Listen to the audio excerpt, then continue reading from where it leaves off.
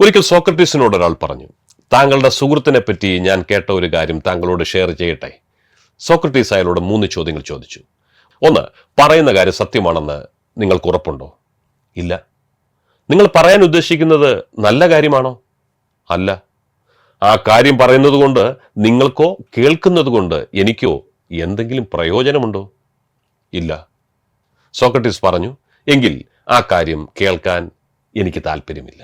Social media ഇത്രയും സജീവമായ ഈ കാലഘട്ടത്തിൽ സോക്രട്ടീസ് ചോദിച്ച ഈ 3 ചോദ്യങ്ങൾക്ക് വലിയ പ്രസക്തിയുണ്ട്. ജീവിതത്തിലെ വിജയങ്ങളിൽ നമ്മളുടെ പരിശ്രമം പോലെ തന്നെ പ്രാധാന്യമർഹിക്കുന്ന ഒന്നാണ് നമ്മളുടെ സംസാരവും. സംസ്കാര സമ്പന്നരായ വ്യക്തികൾ സംസാരിക്കുമ്പോൾ നമ്മൾ ഇമജിമ്മാതെ കേട്ടിരുന്നു പോവും. കാരണം അവർ സംസ്കാരശൂന്യമായ വാക്കുകൾ സംസാരത്തിൽ ഉൾപ്പെടുത്തില്ല എന്നതാണ് അതിന്റെ കാരണം. നല്ലത് പറയാനും നന്മകൾ വിതയ്ക്കാനും നേട്ടങ്ങൾ കൊയ്തെടുക്കാനും ബന്ധങ്ങൾ സൃഷ്ടിക്കുകയും ചെയ്യേണ്ടതിന് നാവിനെ ശരിയായ രീതിയിൽ ഉപയോഗിച്ചില്ലെങ്കിൽ തീർച്ചയായും പരാജയങ്ങൾ മാത്രമേ ഉണ്ടാവൂ. ആ രീതിയിൽ നാവിനെ ഉപയോഗിക്കുന്നത് വലിയ വിഡ്ഢിത്തമാണ്. ദൈവത്തിന്റെ അത്ഭുതകരമായ സൃഷ്ടി വൈഭവത്തിൽപ്പെട്ടതാണ് നമ്മളുടെ നാവ്. മനുഷ്യ ശരീരത്തിലെ ഏറ്റവും ധിക്കാരം കാണിക്കുന്ന ഒരവയവവുമാണ് നാവ്.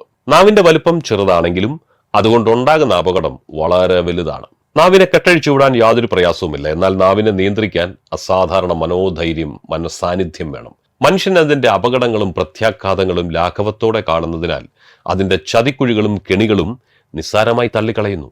അവിടെയാണ് അപകടം പതിയിരിക്കുന്നത്. ഒരുപാട് ആളുകളുമായി സമ്പർക്കം പുലർത്തുമ്പോൾ അതിൽ ചിലരെ നാം ഇഷ്ടപ്പെട്ടു എന്ന് വരില്ല.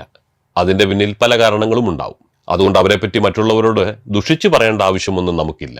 അവരെപ്പറ്റി നിങ്ങൾക്ക് നല്ലതൊന്നും പറയുവാനില്ലെങ്കിൽ ഒന്നും പറയാതിരിക്കുന്നതാവും ഭേദം. ഏതു പരിതസ്ഥിതിയിലും ആരോടും സന്തോഷത്തോടും സൗഹാർദ്ദത്തോടും സംസാരിക്കുന്നതിനുള്ള ശീലം നമുക്ക് വളർത്തിയെടുക്കാൻ ശ്രമിക്കാം.